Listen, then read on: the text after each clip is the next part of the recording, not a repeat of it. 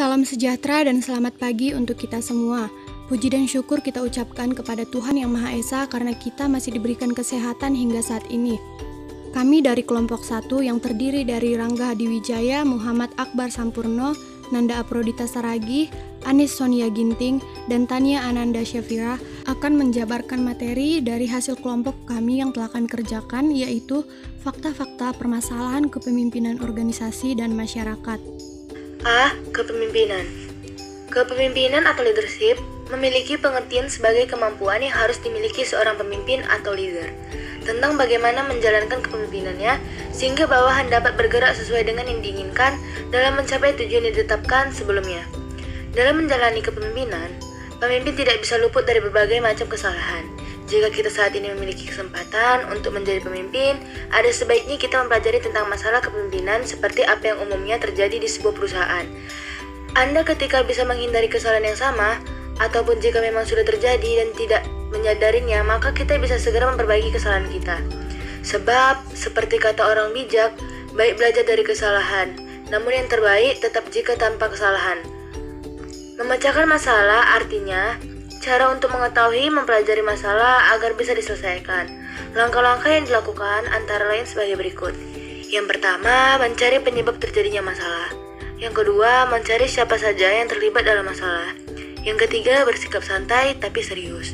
Yang keempat, memanfaatkan orang-orang di sekitar.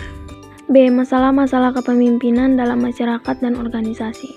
Dalam organisasi dan masyarakat, kita pasti menemukan banyak masalah. Adapun masalah yang timbul dalam berorganisasi dan bermasyarakat adalah sebagai berikut. Yang pertama, A. Manajemen waktu yang buruk. Sebagai pemimpin, kita harus menjadi petunjuk arah bagi anggota. Kita harus bisa memberikan sedikit waktu untuk berkomunikasi dua arah dengan bawahan. Apalagi jika masih mengelola perusahaan yang dalam tahap berkembang. Pemimpin yang baik harus dapat mengelola waktu, baik internal ataupun eksternal. Kesuksesan seseorang pemimpin tidak lepas dari manajemen waktu yang baik. Namun banyak masalah yang berawal dari titik ini. Yang selanjutnya B. Kurangnya review dan evaluasi. Masalah kepemimpinan yang kedua ini adalah pembiaran. Jika ada karyawan berpotensi mengganggu produktivitas karena kesalahan kecil saja, seorang pemimpin harus menegur. Menegur bukan berarti marah, dan juga bukan berarti harus di hadapan banyak orang. Dengan demikian, karyawan tersebut akan paham apa yang dia perbuat dan efek negatif dari perbuatan tersebut kepada perusahaan. Yang C. Masalah hubungan interpersonal. Adanya batasan antara atasan dan bawahan memang harus dihindari. Namun jika terlalu akrab, maka kita akan menimbulkan masalah kepemimpinan di kemudian hari. Yang D. Kurangnya motivasi. Dalam kepemimpinan, salah satu tugas dari pemimpin adalah memotivasi. Namun, jika salah untuk memotivasi bawahan, maka ini akan menjadi masalah kepemimpinan.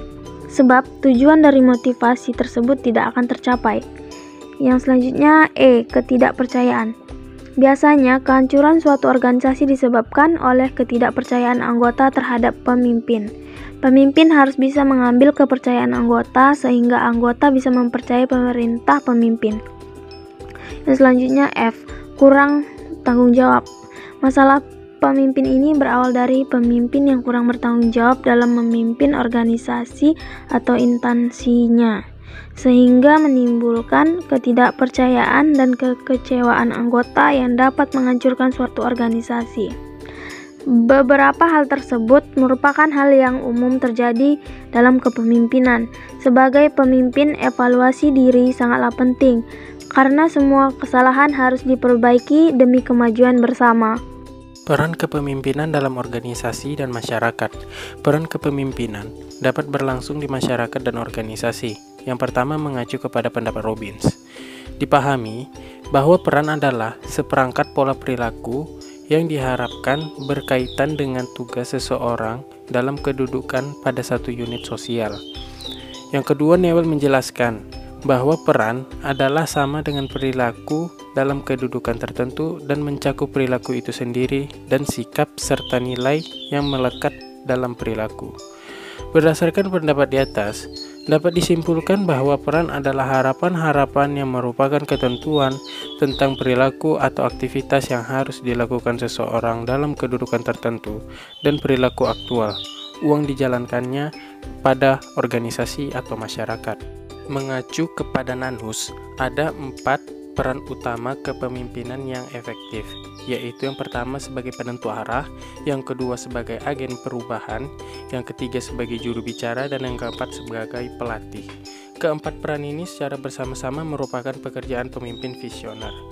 Sebagai penentu arah, pemimpin harus mengembangkan visi dan membagi kepada semua orang untuk mewujudkannya. Untuk memerankan sebagai agen perubahan, pemimpin harus mampu mengantisipasi perkembangan dunia luar, menilai implikasi, menciptakan perasaan pentingnya prioritas perubahan melalui visi untuk pelaksanaan, dan pemberdayaan orang menuju perubahan.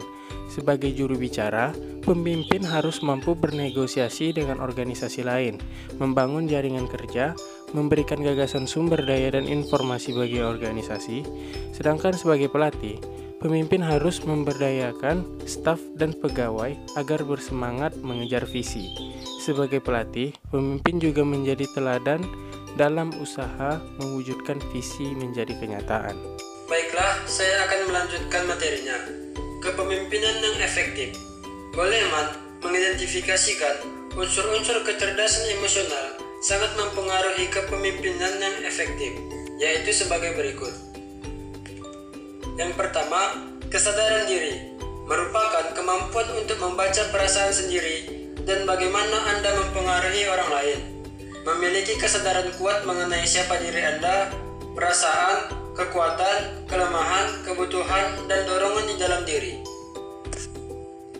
Yang kedua, pengelolaan diri merupakan kemampuan untuk mengelola dorongan yang berpotensi negatif dalam yang menggerakkan perasaan, mengenali dan menafsirkan landasan emosional dari pikiran dan perilaku Anda, dan memilih tindakan untuk mengendalikan atau menyalurkan kekuatan secara positif.